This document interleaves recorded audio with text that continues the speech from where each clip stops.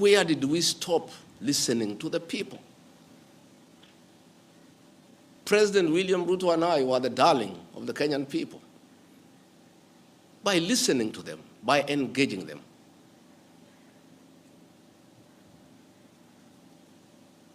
And as a government, we have established institutions to ensure we not only listen to Kenyans, but also genuinely understand their concerns. We invest significant resources in these institutions, particularly the National Intelligence Service, for this purpose. It is clear there has been a failure in the intelligence and advice we are receiving, particularly concerning crucial government policies. The President of the Republic of Kenya today has admitted that it has come to his attention that the people of Kenya did not want anything to do with the Finance Bill 2024.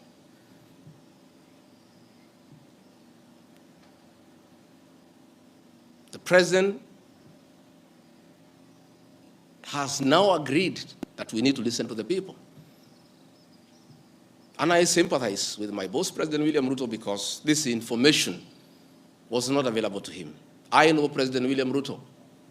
Had he known 2 months ago that the people of Kenya did not want anything to do with the Finance Bill 2024, he would not have asked his parliamentary party to push it through.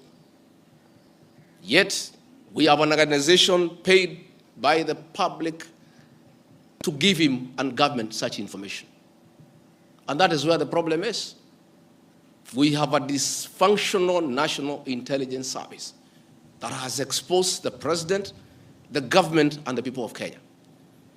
Had the National Intelligence Service briefed the President 2 months ago about how the people of Kenya feel about the Finance Bill 2024, so many Kenyans would not have died. Property would not have been destroyed. Offices would not have been touched. There would have been no mayhem. But they slept on the job. It had to take people to die, property to be destroyed, protests across the country for the President to know the truth of what the people of Kenya feel. Yet, there is an organization paid for by the public to brief the President and the government about the feeling of the Kenyan people. Officers of the National Intelligence Service, officers of the National Police Service have told me in confidence they did not get advance intelligence briefs about the magnitude of the protest in Eldoret, in Kericho, in Nairobi, in Githurai, in Embu, in Nyeri. Since independence, there has been protests around Parliament. Never have protesters invaded and gotten inside Parliament.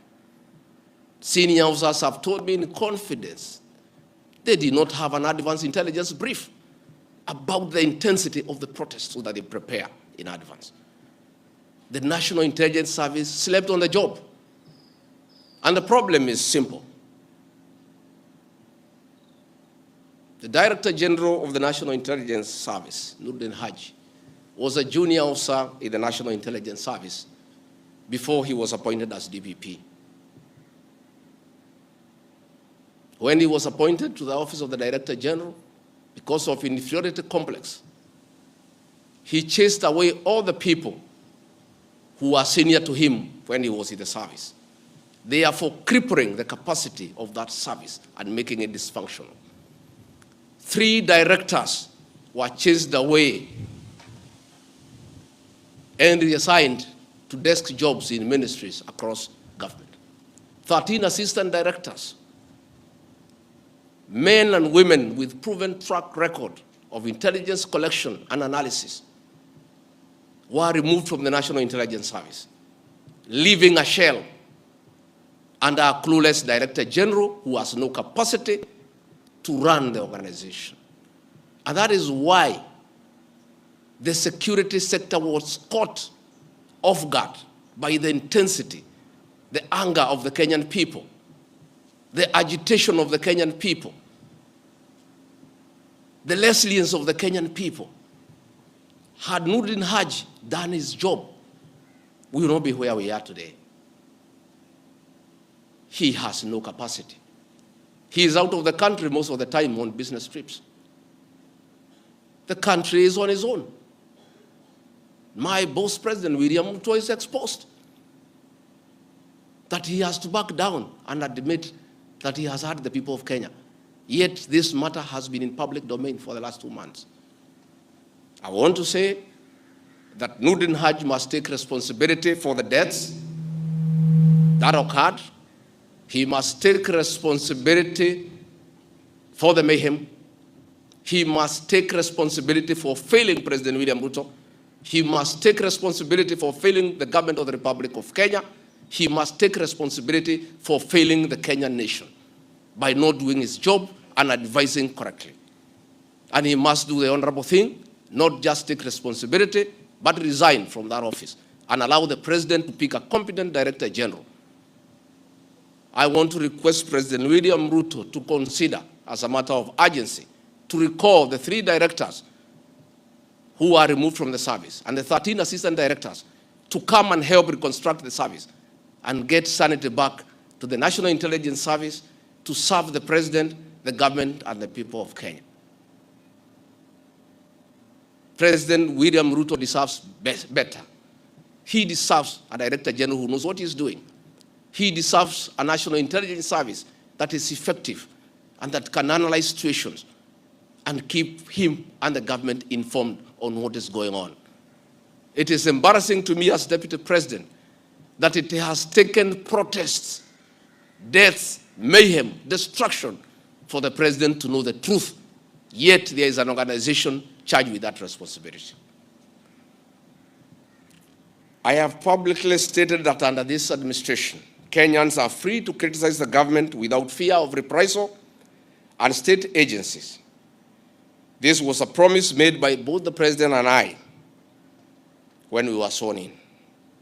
I want to call upon overzealous heads of security agencies not to be tempted to use the criminal justice system to manage politics. Let us manage politics the conventional way, through reaching out, consensus, and concurrence. I am informed that members of parliament who voted no have already been targeted by the National Intelligence Service for harassment for their political stand. This is a promise the president and I gave to the people of Kenya, that never again shall we use the criminal justice system to manage politics. I want to say that the president and I gave a categorical promise to the people of Kenya that the issue of abductions and extrajudicial killings will never happen again. Sadly, this is back. It is unbelievable that the son of the Honorable Attorney General of Kenya, Justin Bidan Muturi, was abducted at night in a commando style by officers of the National Intelligence Service and held incommunicado for 18 hours. Yet, that is the Honorable Attorney General of the Republic of Kenya.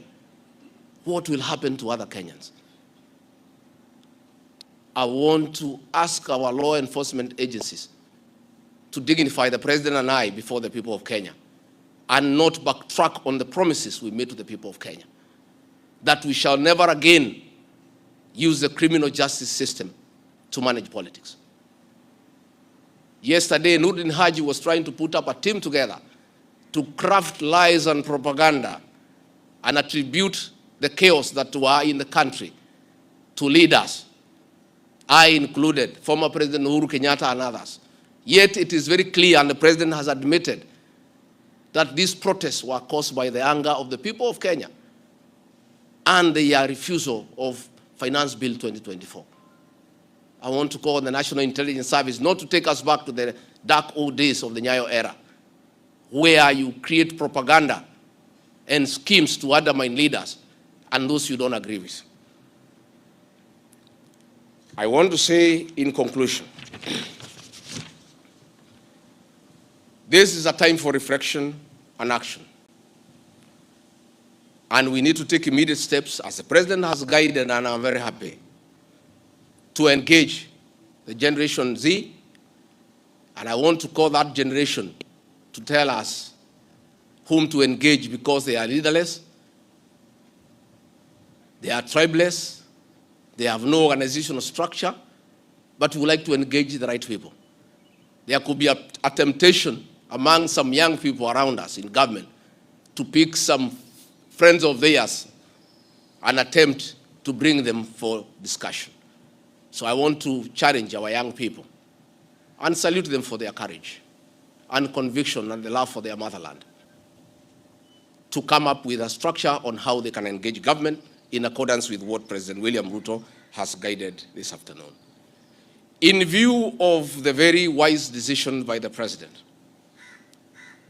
in conformity with the wishes of the Kenyan people, to withdraw Finance Bill 2024 that was in contention, as Deputy President of the Republic of Kenya and a patriotic son of this country, I want to appeal to Generation Z to call off the protests for tomorrow, because their cry has been heard by the president.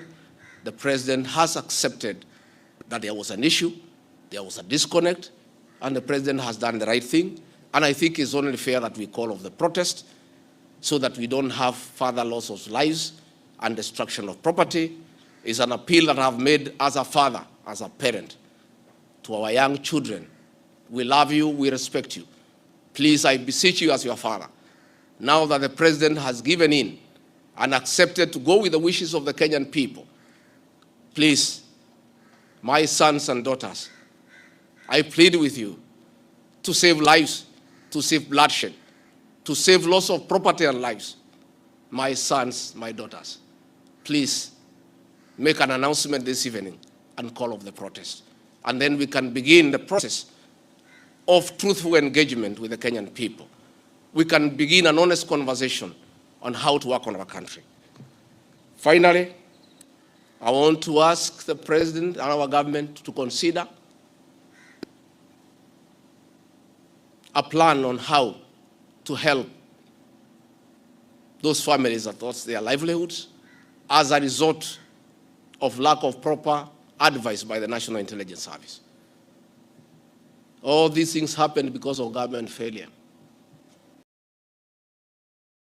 It should never happen. Let us see how to compensate those families, those who are dead. We help those who are in hospital with bills, and we help to bury them. Again, I want to ask Kenyans not to punish members of parliament for the stand that they took. A government is formed by a political party. Once a government has a program in parliament and decides it is good for the people, members of parliament from that party must toe the line. I don't want you to punish our members of parliament. They just did what is right in terms of our political formation. Allow them to be. Allow them to support their government, because that's why they were elected as members of the government party. Let us not harass them. Let us not abuse them.